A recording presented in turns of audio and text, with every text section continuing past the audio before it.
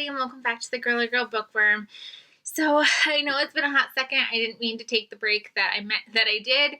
I think it's only been, technically 2 weeks, but, I've been meaning to film. It just hasn't been happening. There are so many videos that I had planned for, the middle of January where I was going to do, the most surprising and the most whatever. I think I'm still going to film them, but at the point when I was, massive filming, I ended up getting very, winded and, taken out. I mean, 9 months pregnant, who wouldn't be? But I ended up taking a break that day, and I kept saying, I'll film next time, and it's been really difficult because Sydney has been, sometimes napping and sometimes not napping, and some days when I'm ready to film and ready to go, she decides not to nap, which means that she's just, hanging out in her room right next door, and I don't want her screaming while I'm filming. Because she'll still rest, she just doesn't nap, and I don't want to talk while she's not napping, because then I feel like it'll keep her from napping. So, and then, the days that, she finally does nap, I'm I can't do it. So, she's not home today. I had a doctor's appointment, a haircut, and all that, so my mother-in-law has her, so I was while she's out, I'm going to get some filming done. So, who knows, by the time you're seeing a lot of these videos, maybe baby boy will be here soon. Today is January 26th. I've had 3 different due dates, I feel like, and one of my due dates is tomorrow. So we'll see what happens. But I figured I would film these anyways. I'm going to split January into 2 parts still, just because of the fact that I have a lot to talk about, because I've been home this month. So I've been doing a lot of audiobook listening. I've been doing a lot of Kindle reading. I've had lots of insomnia, which means I'm up at all hours of the night not sleeping. So I've been reading on my Kindle. So I've been reading very crazily. Not because I technically have more time, because I don't, because I'm still watching Sydney every day, but I've just been able to consume a little bit more based off of the format that my brain is ready for. So I've still got lots to talk about. So the first book I'm going to talk about is, I think that I'm going to officially DNF Murder in Old Bombay by Neve March. So I started this book in December. I got a decent chunk through, but I don't even remember much about it. So I think I'm going to DNF it. And I don't know if I'm DNFing it hard or I'm just not interested right now. So I'm putting it to the side. I just didn't want to continue it this month. So it's on hold. Then my very first read for 2022 was We Were Never Here by Andrea Bartz. So this is a book that I had been talking about myself reading all last year. I kept saying I'm going to get to this one, and I just never prioritized it. So at the beginning of January rolled around, and I was you know what? Time to do it. And I'm so glad that I did. This is following 2 best friends. One recently has moved to Australia, but they always have this trip that they go on kind of every year. They like to go to different places. And one time they went on this vacation that did not end very well. And then they decided to go on a different one. So now they're on a different one. They're in Chile. And this one of the friends ends up almost getting sexually assaulted, and they end up murdering the assaulter, and they end up kind of going home, and the other friend starts to kind of question their friendship and what really went on that night when they were in Chile, and things start to unravel and get revealed. And I really enjoyed this one. I gave this one 4 stars. I couldn't put this one down at one point. I was I'll just read a few chapters before bed, and I could not put it down. So I'm really glad that I finally picked this one up. And it makes me really want to pick up The Herd by Andrea Bartz, just to see if this was a one-hit wonder or if she's amazing in general. So I'm excited that I finally fit this one in. You're also going to notice as I go through this that I basically took my TBR and threw it out the window. I basically took anything that I could get my hands on through Kindle or Kindle Unlimited or Libby and things like that were not on my TBR. So my TBR kind of went out the window this month, but it's fine. It's all good. One book that I did read that was from my TBR was The Girl I Was by Geneva Rose. I gave this one 4 stars, but I did struggle with this one compared to her other novels. This one is kind of a take on like a magical realism where a woman is kind of in her life and she's kind of like not where she would like to be. And she's kind of mad at herself and she's kind of like mad at her past. And so she ends up going back to her past and confronting herself because herself is still there in the past and life lessons learned and things like that. The first half felt very different from the second half. The second half for me was a winner. The first half was kind of a little annoying, I will say, because it didn't feel like it was hitting the point of what I thought the story was going for. The past perspective keeps talking about how fat and ugly her current person is. And it was just like annoying because I was like, this is more than just a superficial thing. Can we stop commenting about how fat she is or how ugly she is? It just like, it felt very bizarre. Like, I know I was probably trying to show how shallow her past was, but it was just like, this is not the point. Can we stop talking about that? So that was kind of annoying. So that's why I couldn't really enjoy it as much as I wanted to in the first half, because it just felt like it was like this repetitive comment that was just like not necessary. So I ended up giving it 4 stars, but it's definitely not my favorite by her, and I will obviously continue reading her books, but just it didn't do what I thought it was going to do for me. Then I read A Long Way Down by Jason Reynolds. I borrowed this one from the library. This was recommended to me for my Instagram gives me recommendations, and this was recommended by Keisha from Forsaken 707, who used to have a channel here. And I was so excited to finally like have an excuse to read this book because I feel like it's one that I've been really wanting to read and I just never prioritize it. It's like a 2-hour audiobook because it's written in verse. So it was a really good experience. I really liked reading this. It's about a boy who I believe it's his brother. It's been a long time since I read this one. His brother passed away and was like murdered. And so he goes on this elevator because his plan is to go down and go get revenge.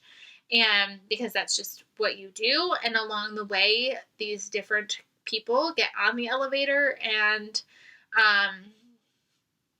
kind of sway his decision about what to do. I will say verse is not always my strong suit because it did feel like it ended very abruptly, but also it could just be me where I just kind of got so sucked into the story that I was like, wait, that's it? It's over? I will say the great thing about the audiobook is it's read by Jason Reynolds, so you get all the inflected tones that Jason Reynolds intended when he wrote it. So I definitely highly recommend the audiobook option if you're going to read this book, and I gave this one 4 stars. Then I read No One Can Hear You Scream by A.B. Wellin. This was also recommended to me through the Amazon recommendation. So this was recommended by Janelle from what she sees. And if you know, I've done lots of buddy reads with her. We are pretty much on a similar wavelength when it comes to thriller novels. And so I read this one and I devoured it. We're following this couple. They are going away for a weekend. They're like a new couple. She's divorced. And it's her new boyfriend, and her 2 kids. They're going away for a little bit because there's like an event that happens, and they're like, maybe you just need to get away for a little bit. So she goes away, and things start going awry while they're there. There's a crazy person after them, and it is insane. I don't normally get uncomfortable by villains, and this villain made me so uncomfortable. Like, I was cringing. It was at points like hard to read because it was just so like, he was really over the top, and I really enjoyed this one. I didn't see the ending coming, and I gave this one 4.5 stars because I really enjoyed this one. So it is on Kindle Unlimited if you are interested in finding that one. Then I randomly picked up Razorblade Tears by S.A. Crosby. So this is a book that I got through Book of the Month because it was one of the Book of the Month finalists, and it was kind of one that I knew wasn't necessarily a book that I thought was going to be for me. So I was like, by getting it, I know there's a chance that I just get it and it sits on my shelf for a really long time because I'm not interested. So if I don't pick it up right away, I'm never going to. So I decided to pick it up, and it's about these two dads. One is a white man and one is a black man, and their sons were married to each other, and their sons were brutally murdered, and they decide to kind of come together, even though they like didn't really support their sons, and they decide that they kind of want to go get revenge and figure out what happened to their sons. They are both ex-convicts. So it just felt like when I was reading the synopsis, I remember originally feeling like it was like, okay, this is just trying to check all the boxes. This is just like, got a black guy, got a white guy, got a gay couple. Like, it just felt like it was going to be a checkboxy kind of story. So I think that's why I was a little hesitant to pick it up in the first place. And I feel really stupid because that's not what this book was trying to do at all. This book brings up so many important, great conversations, and it didn't really, like, I was nervous that it was going to be like, we're out for revenge, ah! And it didn't really feel like that. Like, it didn't feel as, like, crazy as I thought it was going to be. Now, it's marketed as a thriller, but I would almost say that it's really more like a literary fiction that's got some action and some suspense and things like that, those elements in it versus a thriller. Like, it didn't feel like, I need to get to the end of this and get my pages flipped and who's doing what. Like, it didn't feel like that. Like, it felt like an action-y type movie type of book. And I'm really glad that I finally picked it up. And I gave it 4 stars. And I really enjoyed it. And it was not just a checkbox type of book. So, I'm very grateful for that. And I'm glad that it was a finalist, and it finally pushed me over the edge to read it because I would have been missing out if I didn't. Whew. And then I read When the Stars Go Out. This is, sorry, I think I'm getting like slight contractions today. And yeah, so if I'm in a little pain, that's fine. So I read When the Stars Go Out by Paula McLean. I borrowed this one from my library. This was another book that was recommended to me from, you guessed it, the 12 recommendations from Instagram. So this one is a mystery story as well. And we are following a girl, and we know she's kind of escaping something from her current timeline that's going on. We don't really know what. We just know, like, her husband kind of kicked her out. We don't know why. We don't know what's going on. She's a cop where she's from, and she's, like, put on, like, a leave. And she goes back to, like, her hometown. And there's, like, a girl that goes missing, and then there's another girl that kind of goes missing. There's, like, it feels like a lot of storylines and a lot of mysteries going on at the same time. I would have appreciated this one more as, like, a TV series or a movie, I think, than an actual book.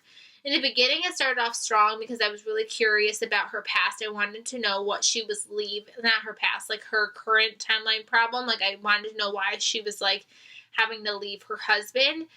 But then eventually it kind of left that storyline. It eventually came back to it, but it left it for a while, and I was kind of not as engaged in it. So it was a good story. I just feel like it would have been better as a TV series or something versus a physically reading type of book. So I ended up giving it 3 stars. It wasn't necessarily bad. I just felt like I needed it to be something else because it did get a little overwhelming with how many kind of stories we were following, and, like, some of them had more importance than others. So it was okay. Then I read My Dear Hamilton, finally, by Stephanie Dre and Laura Camoy. I decided to listen to this one on audio because, if you know, when I first got this one, I was really excited, and I read probably about, like, 50 pages, and then I put it down and I never picked it up. This book is, like, 600 pages, I think, or something like that. It's, like, massive. Yeah, it's a little over 600 pages, and I just never repicked it up. I never prioritized it. I just felt like it was very daunting and overwhelming. So when I saw Hoopla had it for an audiobook, I was like, perfect, I'll do it that way. And I'm so glad that I did. I gave it 4 stars. It was nice because I obviously know the Hamilton story through the musical, so it was nice to have already kind of a historical, like, background about this time period and about Eliza. But it also, like, brought new story to Eliza's story as well. So I really enjoyed this one. I'm really glad that I finally picked it up. Audiobook was definitely the way to go for me with this one. And obviously, like I said, I gave this one 4 stars. I gave lots of 4 stars this month. Then I read The Maid by Anita Prose. Now, this one was kind of like not on my radar to read this month. I ended up getting it from Book of the Month, and I kept seeing all of these amazing glowing reviews, and I was like, I gotta figure out what the hype is. So I decided to pick it up, and it's about a maid who is working in this kind of like plaza-esque hotel, which is kind of cool because it kind of, the main character reminded me of like Eloise, but an adult who like talks too much and has so much description about everything and just is like very kind of oblivious, but like also like she's very perceptive about people, but also like really not perceptive about people. So she's cleaning this room and she ends up finding one of her clients murdered, and eyes start turning to her. And I gave this one 4.5 stars. I really enjoyed this one. I really couldn't put it down. I wanted to know what was going to happen. The twist at the end, there's like 2 twists at the end that I did not see coming at all. It was very shocking to me. So I really enjoyed this one. I think a lot of people will. I know Kendra couldn't really jive with the writing style. So like if you're not into a character who is very over descriptive about everything, I probably wouldn't go into this one. But if that's going to work for you, I highly recommend you give this one a try. And then I read my first 5-star read of the year. I think it's still my only. Oh no, it's my first 5-star read. We've got Rock, Paper, Scissors by Alice Feedy.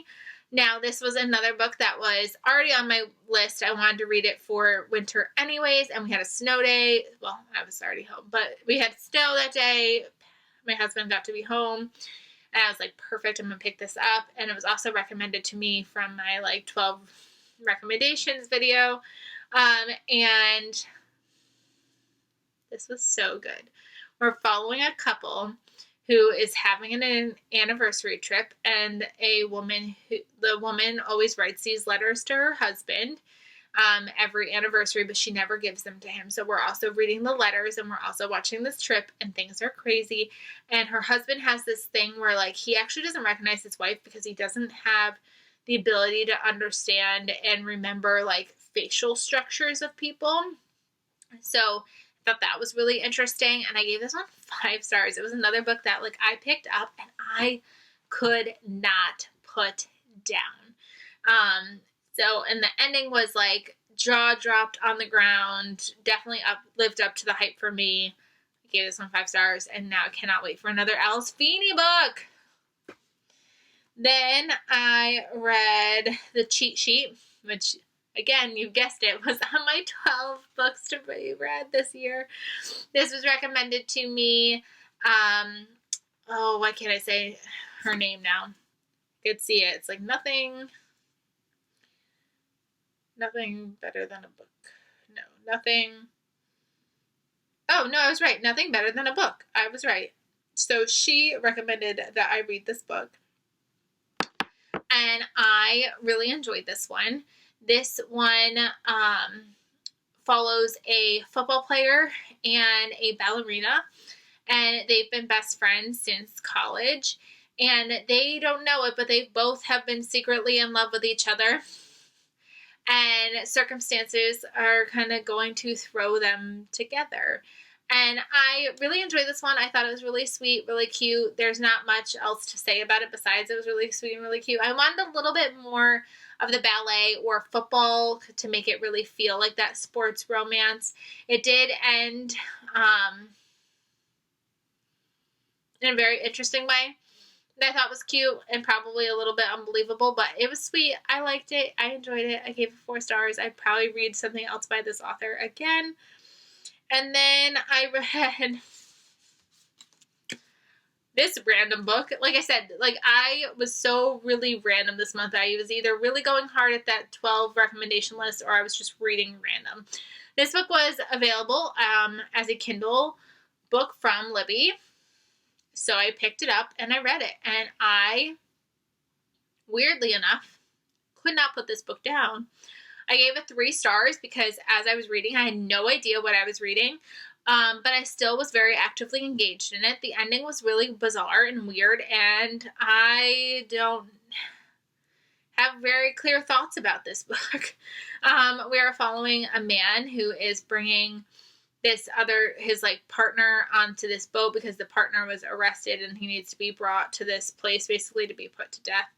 And before they get on the boat, there's a leper that kind of comes and kind of like tells them like, don't go on it. Bad things are going to happen.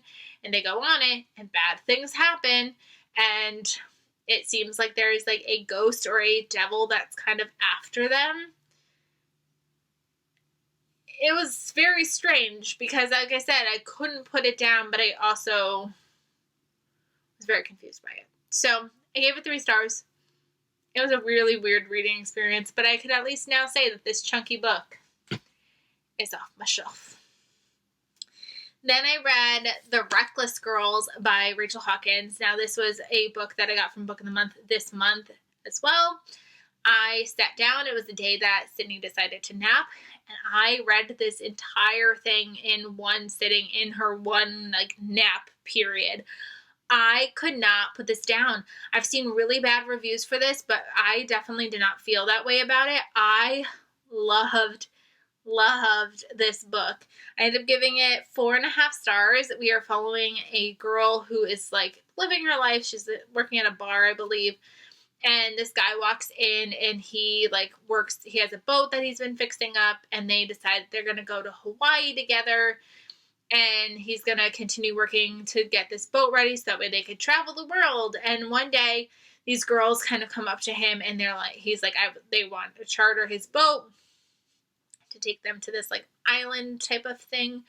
And she tags along with them on this trip because it's going to get him so much money that his boat will definitely be ready. And weird things happen when they get there. And it was an experience. I really enjoyed reading this one. I know a lot of people didn't love it, but for some reason it just worked for me. So I gave it 4.5 stars. Then I read The 1619 Project. This is a nonfiction novel looking back at how slavery and the treatment of Black people, how it's really impacted not only during that time period, but other decisions and things that are still in effect today and how people respond to people today. And I just found it really, really interesting. I heard that it's actually a podcast. And it was originally inspired by a podcast, or there was an article with a couple essays that went out, and now it's been expanded. Each essay is written by someone different. There's also some interspersed poetry and story thrown in there as well. And it was a really interesting reading experience. I borrowed this from Libby. And I will say I definitely enjoyed the experience of reading a chapter or 2 a day, and then eventually ended up reading more than that. But it was nice to read it at a slow pace. Every now and then it would get a little repetitive where somebody would start talking about something that somebody already had talked about. But I really liked that it took a bunch of different lenses of looking at different parts of our social norms that we follow. Like I said, I really enjoyed this one. I learned a lot. I think a lot of people will be able to walk away with a lot and kind of a different understanding and a different interpretation of wow, that's why we think that way. That's why so much is rooted in it. And it's kind of scary how much is rooted in it and how we can do better and how we can change. So highly recommend you try that one. Then I listened to People Like Her by Ellery Lloyd. This is one that I've been kind of avoiding because I had heard some not great things about this one. And then I heard some really great things about it. Lindsay's Little Library loved it. So I was like, maybe I will too. Maybe I've just been intimidated for no reason. So I decided to listen to it on audio. And for a while, it started off as just okay. I was like, this is fine. It's 3 stars. We're following an influencer who is clearly being stalked by someone. And I liked that the narrators were told by different narrators. But it eventually, I was going to give it 3 stars. And I think I originally gave it 3 stars. But I think I ended up docking it to a 2-star. In the end, it just gets very gruesome for no real reason. And just gets really, really dark, really, really fast. And as a parent, it was really difficult to read, and it just left a weird taste in my mouth. Didn't like that one. We're just going to stop talking about it. Then I read, surprisingly, another big chunky book. I read The Glittering Hour by Iona Gray. I borrowed this one as a Kindle from my library as well. And this is one that I've had on my shelf since December of 2019. So I have been, for some reason, really, really intimidated by this one. I felt like it was going to have like really crazy language and I wasn't going to like it. And I really enjoyed this one. This one takes place in the 1920s. And we're following kind of this like love story of this girl who's kind of like this bright young thing. And she ends up kind of falling for somebody that she's not really supposed to be falling for. And then we're also following this other perspective of this girl who has been like living with her grandmother.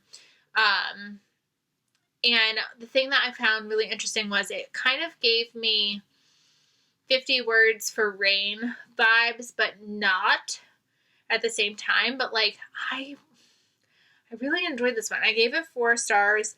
I was very pleasantly surprised. I loved the time period. I loved this kind of like mystery element. There's some letters and a scavenger hunt that's going on with this little girl. I loved learning about this love story. It was just hands down like a really good story, and I'm like really mad that I like let myself sit on my shelf for so long. I think it's just, like I said, it's over 400 pages. I think I was just a little intimidated by it, but I'm glad that I finally got to it. If you couldn't tell, I've also been like going crazy at my book of the month books this month too. Then after that, I read Still Life by Sarah Winman. I got this one in my December box for book of the month, and this was bad. I borrowed this one from Libby as well, just to read it on my Kindle, and I don't know what the heck was happening in this. There's no quotation marks. There's just, the story just felt so all over the place. I just could not read this book fast enough just because I just wanted it done. It was not good at all. I didn't like it. It was bad. It was bad. I have no other words for it. I couldn't even tell you a synopsis for it because it like is very confusing and makes no sense. It's like about a guy who's fighting war, and there's this something that happens, and then he goes away, and then one of his people that he had met while he was at war leaves him his house in Italy, so then he goes back to Italy. It was weird. I don't recommend that one. Then I read The Other Black Girl by Zakiya Dahlia Harris. Now this one is a book that I did have on my TBR. So pat on the back there. Finally got a TBR book in. I pre-ordered this one last year. I was really excited for it. I knew it was a thriller, but then I heard that it didn't come off very thriller-like. So then I kind of put it on the back burner. And I decided to go into it. I was very happy that I knew that it wasn't a thriller going into it because it does not read like a thriller. The very first half was so good. I could not put it down. I was like really upset that night when I was like, I gotta go to bed. I gotta put it down. And then the second half just like, no. So we're following a girl who works at a publishing company. She's the only black girl that works there. Only black person in general. She's really trying to fight for difference there, and one day another black girl gets hired, and it kind of almost turns into this like friendship but rivalry thing. And we're also reading about something that happened in the past of another editor who was black that used to work there, and she kind of has gone missing. Like I said, it started off really strong, but by the end, it didn't do it for me, and I ended up giving it 3 stars. So I understand now why people weren't really a big fan of that one. And the last one that I read before the half of the month was kind of over, I kind of think when I wrote this list out, I think I cut it off at the 16th, so I technically the first half in a day.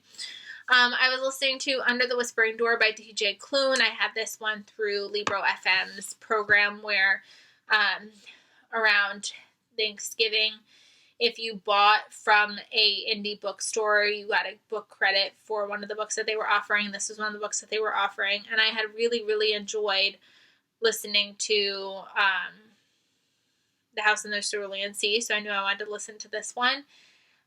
This one I gave 4 stars too, but I will say that I feel like my reading experience with this one was more like a 3, but the message kind of gave it a 4. We're following a man who is living his life, and he's kind of a crazy businessman, and we like meet him, and he's firing this woman who like really needs her job, and he's kind of like an awful person, and he ends up dying. And then we kind of follow him as he gets brought to this like middle area before he fully like can pass on, and he's like kind of learning his life lessons now, and it was okay.